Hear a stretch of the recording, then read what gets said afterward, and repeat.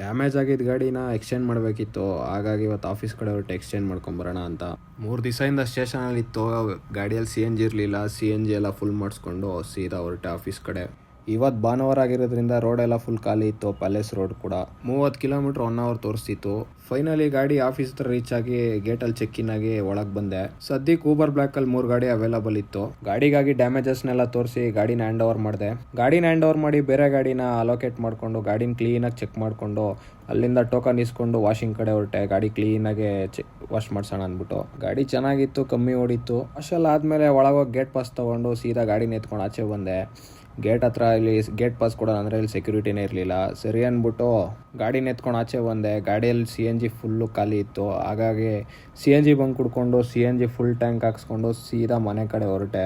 Duty ಮಾಡಿಲ್ಲ, ಯಾಕಂದರೆ ಈ ವೀಕ್ ಫುಲ್ಲು ಡ್ಯೂಟಿ ಆಗಿಲ್ಲ. ಅದಕ್ಕೆ ನಾಳೆಯಿಂದ ಡ್ಯೂಟಿ ಸ್ಟಾರ್ಟ್ ಮಾಡೋಣ ಅಂದ್ಕೊಂಡು ಸೀದಾ ಮನೆ ಕಡೆ ಹೊರಟೆ. ನಾಳೆಯಿಂದ ಡ್ಯೂಟಿ ವ್ಲಾಗ್ಸ್ ಬರುತ್ತೆ. ಯಾರು ಅಕೌಂಟ್ನ ಹೊಸ್ದಾಗಿ ನೋಡ್ತೀರಾ ಲೈಕ್ ಮಾಡ್ಕೊಂಡು ಫಾಲೋ ಮಾಡ್ಕೊಳ್ಳಿ.